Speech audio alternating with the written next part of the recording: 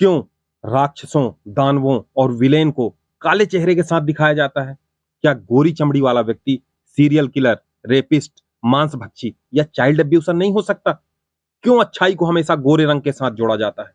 अगर रंग के कारण कोई बच्चा, कोई युवा, कोई लड़की या लड़का खुद को कमतर समझे, तो यह समाज की एक बड़ी हार है। आज हम बात करेंगे चमड़ी के रंग की। अबे, अंधेरे में तू दिखेगा ही नहीं। ओए कालू, दांत मत निकाल, डर लगता है। तेरे लिए तो फेयरनेस क्रीम नहीं, पेंट चाहिए। इसको तो रात में ढूंढने के लिए टॉर्च चाहिए।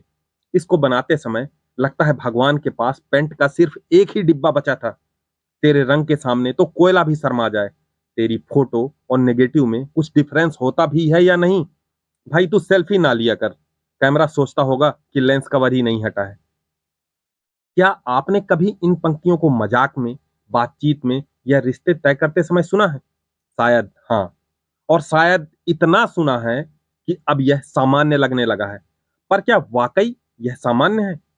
जाति, धर्म, लिंग के आधार पर भेदभाव की बात करते समय हम अक्सर आवाज उठाते हैं, लेकिन रंग के आधार पर भेदभाव की बात आती है तो हम उसे मजाक का नाम दे देते हैं। यह एक गहरा जहर है जो समाज की नसों में बह रहा है। पश्चिमी देशों, अमेरिका, दक्षिण अफ्रीका, जहां कभी रंग भेद अपने विभत्स रूप में मौजूद था, वहां अब विपरीत रंग के व्यक्ति से विवाह आम बात है। लेकिन भारत में आज भी काले रंग को कमजोरी, हीनता या एडजस्टमेंट मान लिया जाता है। किसी भी सफल व्यक्ति को गोरी पत्नी ही चाहिए, चाहे खुद का रंग जैसा भी हो। लड़की गोरी ही चाहिए, चाहे स्वभाव, संस्कार या चरित्र में कुछ ऊंच नीच भी हो, चलेगा। हमारी फिल्मों ने गोरे रंग को हमेशा हीरोइन और अच्छे किरदार के रूप में प्रस्तुत किया है। गोरापन भारतीय सिनेमा में आकर्षण का सर्वोच्च मानदंड माना गया है। हर तीसरे गाने में गोरे रंग का महिमा मंडन बहुत तकलीफ देने वाला है। हमारा सिनेमा केवल कहानियां नहीं कहता, वह सामाजिक सोच गढ़ता है। और यह सोच बहुत चुपचाप हमारे मन में रंग के आधार पर अच्छे बुरे की परिभाषा गढ़ देती है। हम सब ने देखा कि जब भी कोई हीरो होता है, वह ज्यादातर गोरी त्वचा, चमकदार कपड़े, साफ चेहरे के साथ प्रस्तुत किया जाता है। वहीं विलेन, चोर, डाकू, नौकर या कबीलाई दिखाने हो तो उनका रंग गहरा, कपड़े मैले और चेहरा कठोर कर दिया जाता है। यह दृश्य, यह भाषा धीरे धीरे दर्शकों के अवचेतन मन में यह बैठा देती है कि डार्क कम्प्लेक्शन यानी नकारात्मकता। मुझे एक बार बहुत बुरा लगा जब बगल वाली सीट पर एक गहरे रंग वाले व्यक्ति के बैठने पर बच्चा असहज होता हुआ दिखा। बाहुबली जैसी मेगा ब्लॉकबस्टर फिल्में, जिनमें नायकत्व और मूल्य आधारित संघर्ष की बात की जाती है, वहां भी रंग विभाजन साफ दिखता है। बाहुबली, देवसेना, शिवगामी सबके किरदार गोरे चेहरों के साथ। वहीं कालके वंश, काले शरीर, डरावने चेहरे, चीखने वाले उच्चारण और पशुवत व्यवहार।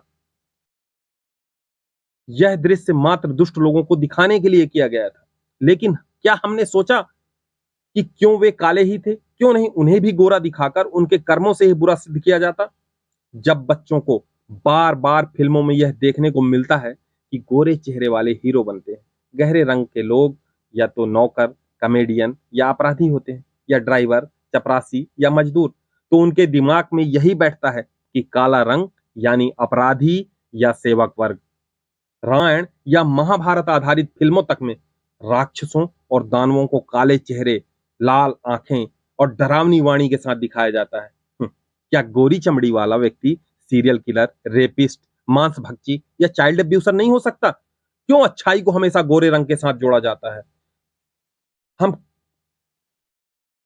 हम क्यों नहीं सोचते कि कोई भी सांवला हीरो क्यों नहीं बनता, जिससे प्रेमिका प्रेम करती सिर्फ उसके दिल से? कोई भी काली लड़की फिल्म की मुख्य नायिका क्यों नहीं होती, जिसके लिए दो हीरो लड़ रहे हों? जब जब एक सांवली लड़की के रिश्ते बिना कारण बताए लगातार रिजेक्ट होते हैं, तो सोचिए उसकी मनोदशा क्या होती होगी। जब एक लड़का स्कूल के दोस्तों से सुनता है ओए कालू, तो वह हंस देता है क्योंकि उसे लगता है ये मजाक है। लेकिन हर बार की हंसी उसके आत्मसम्मान को थोड़ा थोड़ा करके मार देती है। आप एक अच्छे डॉक्टर बन जाएं, प्रोफेसर हो, एंटरप्रेन्योर हो, अगर आपकी त्वचा गहरी है तो कोई भी कह देता है लड़का तो अच्छा है, लेकिन गोरी लड़की मिले कैसे, या लंगूर के हाथ अंगूर। आश्चर्य तो तब होता है जब इस अपराध को समाज सहज ही स्वीकार कर लेता है। इनके खिलाफ कोई आवाज नहीं उठाता, कोई केस भी रजिस्टर नहीं होता। एक गोरी लड़की अगर एक काले लड़के से शादी करती है तो कहा जाता है पैसे के लिए किया होगा, एडजस्टमेंट होगा, लव नहीं होगा। वहीं अगर कोई सांवला लड़का गोरी लड़की से शादी करता है तो वह उसे ट्रॉफी समझता है, मुझे गोरी लड़की मिल गई, मेरी लाइफ बन गई। यह सोच दर्शाती है कि हमने चमड़ी के रंग को उपलब्धि बना दिया है।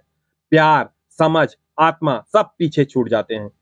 जब बार बार आपके रंग को लेकर मजाक उड़ाया जाता है, रिश्ते ठुकराए जाते हैं या सुंदरता को नकारा जाता है, तो एक इंसान अंदर से टूटने लगता है, खासकर लड़कियां जिनके लिए पहले से ही सौंदर्य का सामाजिक दबाव बहुत ज्यादा है। एक काली लड़की को बार बार सजने संवरने की सलाह दी जाती है क्योंकि उसका प्राकृतिक रंग कमजोरी माना जाता है। एक सांवली लड़की अपने जीवन में लगभग अपनी आधी मानसिक ऊर्जा गोरा होने के प्रयासों में कुर्बान कर देती है।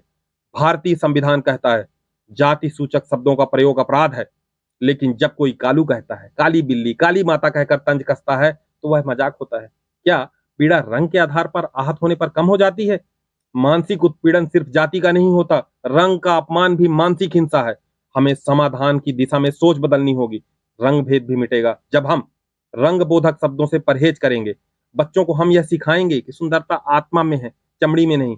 यह सवाल करना होगा क्यों गोरों को ही हीरो बनाते हैं, क्यों हर एड में फेयरनेस को प्रोजेक्ट करते हैं। अपने घर से शुरुआत करना होगा।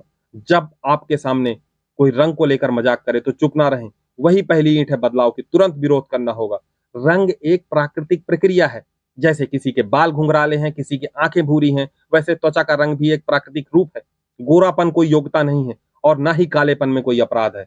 सच्चा सौंदर्य वह होता है जो किसी की सोच में झलकता है, व्यवहार में दिखता है और आत्मा में झरता है। अगर आपके रंग के कारण अगर रंग के कारण कोई बच्चा, कोई युवा, कोई लड़की या लड़का खुद को कमतर समझता है तो यह समाज की एक बड़ी हार है। अब वक्त है गौरवशाली रंगों को स्वीकारने का। अब वक्त है सौंदर्य की परिभाषा बदलने का। अब वक्त है बोलने का। रंग भेद एक सामान्य घटना नहीं है, जातिवाद की तरह यह भी एक सामाजिक बुराई है। अब बोलना पड़ेगा क्योंकि जो चुप है वह भी दोषी है। प्रयास यह भी करना है कि हम अपने आने वाली पीढ़ी को इस मानसिक बीमारी से दूर कर सकें। चलिए जल्द ही मिलते हैं किसी एक ऐसे ही सामाजिक मुद्दे के साथ। तब तक के लिए टेक केयर, बाय बाय।